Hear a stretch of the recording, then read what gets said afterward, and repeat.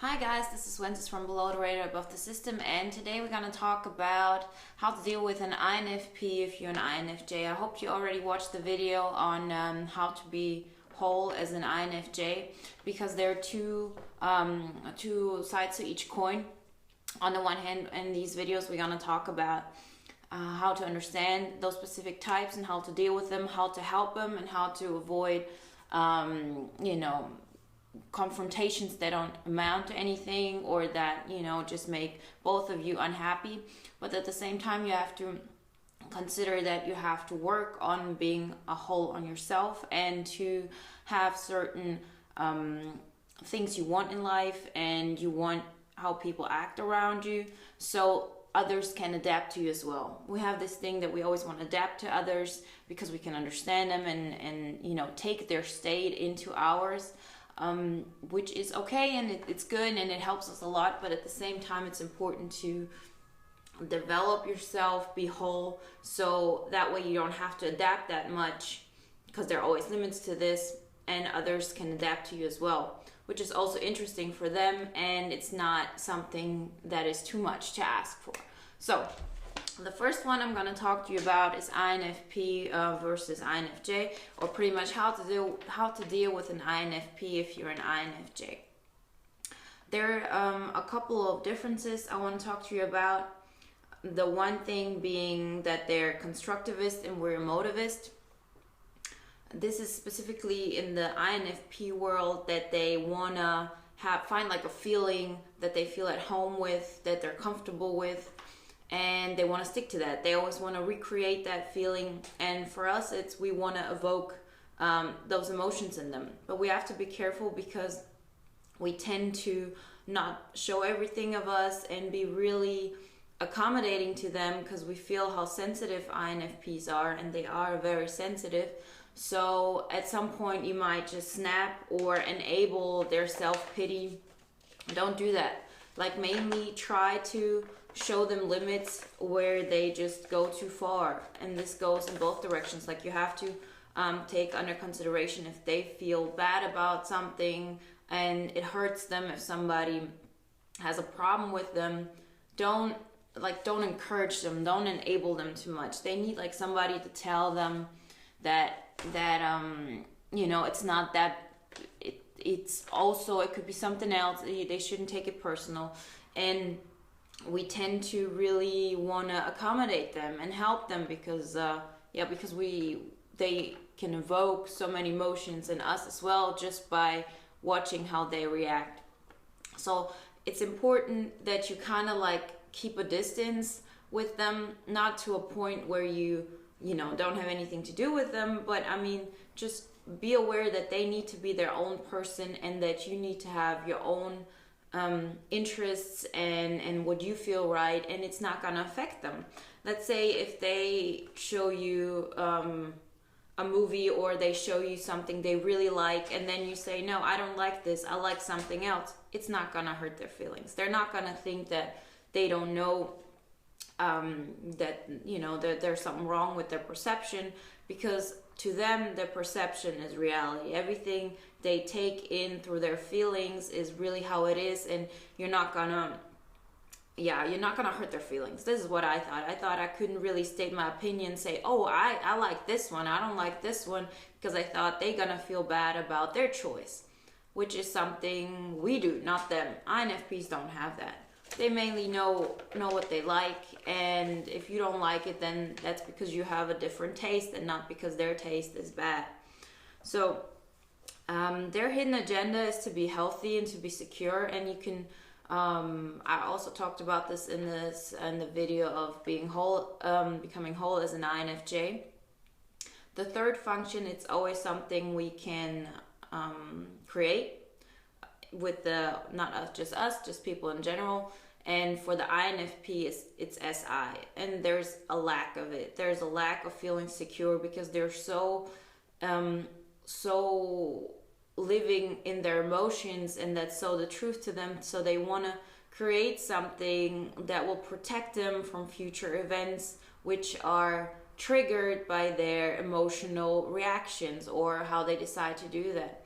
So you'll see how they kind of tend to wanna, yeah, they want to have like a secure life, to have something that is already like yeah, that they take care about how their future's gonna look like, so they don't like fall off or lose in life pretty much. And what I've seen as an INFJ, where I can help INFPs, is to show them that it's going to be all right. That yes, they can do that, but they have to understand that mainly they're still INFPs. They're not ESTJs. That they're still like there's still this feeling that is most important to them, and that they should cherish, and they shouldn't concentrate so much on trying to fit into society. That's their SINTE, and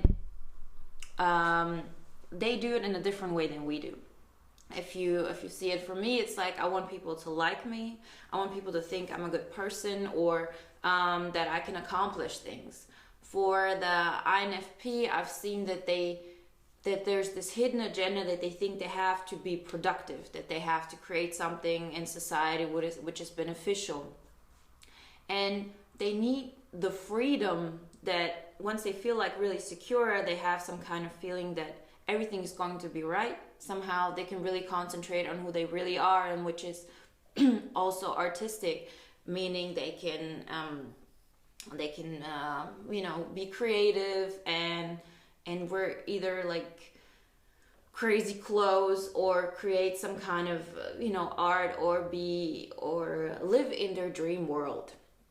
So make sure that you keep a balance through those things, and that you really make sure as soon as possible that you state your own feelings, your own opinions, and so on, because INFPs can have really high highs and really low lows, because their emotions are so so there's like a bright spectrum of their emotions, and we tend to kind of like enable that. We enable all kinds of those emotions because we want to feel them. But it's important that we say, you can't talk to me like this. You have to keep be firm, because we know that they don't do it on purpose, that they're very sensitive. But by being always nice to them when they're reacting irrationally, and kind of like something that is causing you pain or trouble, as small as it may be, you need to put a stop to that, because it's not helping them either. It's it's enabling them for either self-pity or to go down roads which are not that good for them. For them, it's important to find some kind of balance. We always want to have emotions and everything up and down, because we're actually rather mellow. INFPs are the opposite in that they can always like feel everything right away and get pulled into other people's worlds or worldviews.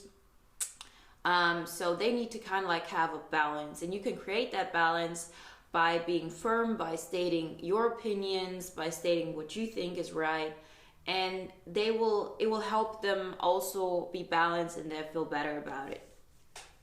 So what else?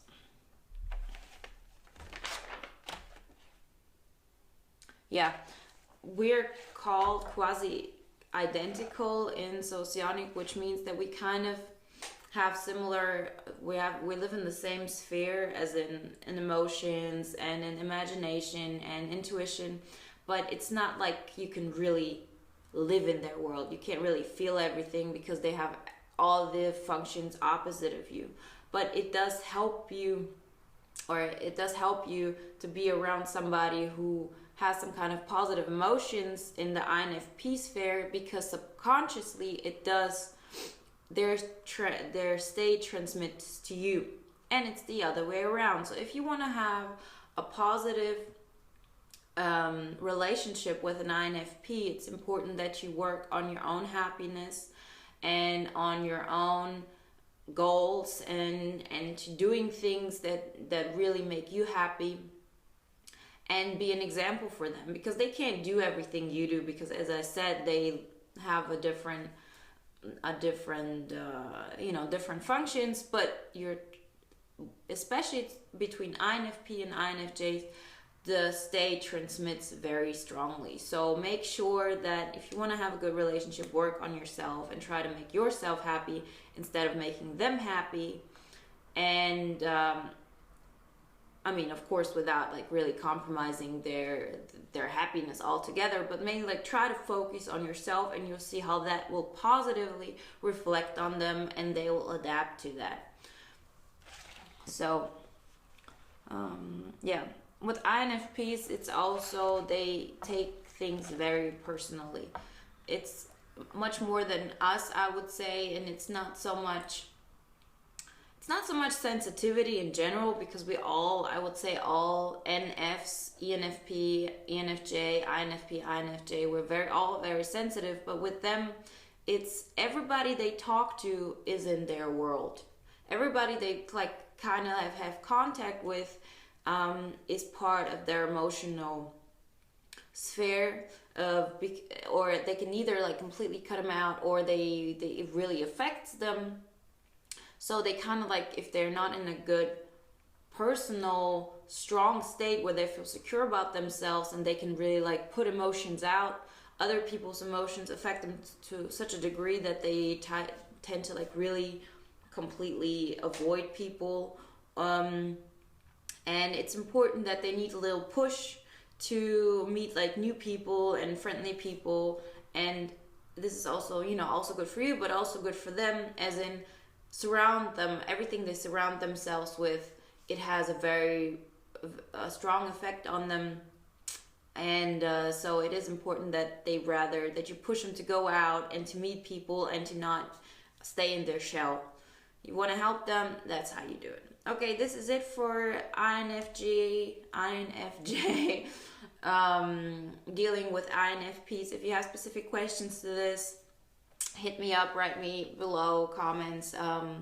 My best friend is an INFP, and in the beginning specifically, we had a lot of problems with each other because I was always accommodating. I was always trying to make her feel good because her emotions were, so visible to me, and I wanted to balance that out. And at some point, I was so accommodating, way too giving in that respect, that at some point I just snapped. And when I snapped, she realized that I was pretty much just pretending. I'm pretending to see everything exactly how she does, so to make her feel good, which is, an automatic thing which we do. And in order to have like a really good relationships with INFP, which is in general possible, it's very possible, try as soon as possible to differentiate yourself from that person. Think of what you like, what you want to do, what you think is right. They will state their opinion, and you can come to terms and find like a compromise, but don't always only go into that direction.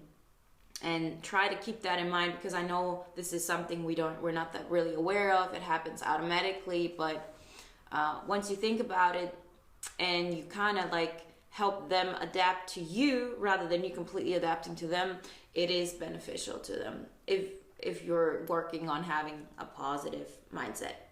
Okay, talk to you soon. Bye.